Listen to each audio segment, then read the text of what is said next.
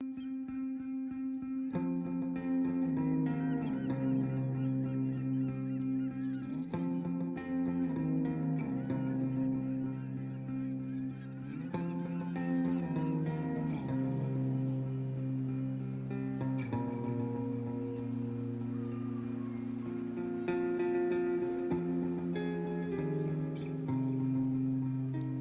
mois des mots. Véronique Zana.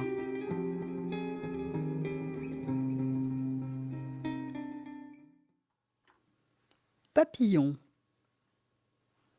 Une légèreté colorée qui effleure.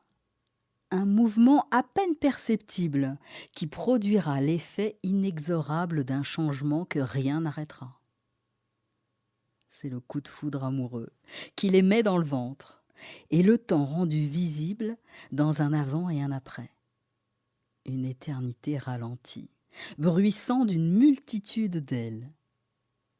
Éphémère comme un haïku, une brève de beauté dont on n'est plus si sûr d'y avoir assisté.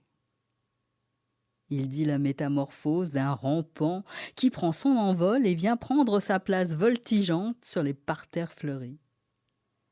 Aussi fragile qu'un coquelicot, les collectionneurs d'un coup de filet habile les épinglent pour ne jamais laisser disparaître ce flux de couleurs.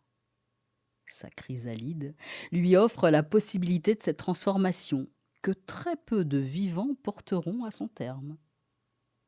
Son existence fugace et vitale, le temps de polliniser, permet à la nature de poursuivre son déploiement. De jour ou de nuit, il est à la fête. Celui qui agrippe de ses ailes sans le vouloir se répandra partout autour de lui. La lumière est sa gourmandise, façon Icare à s'en brûler les ailes, pour ceux de nuit qui la penseront lunaire et douce.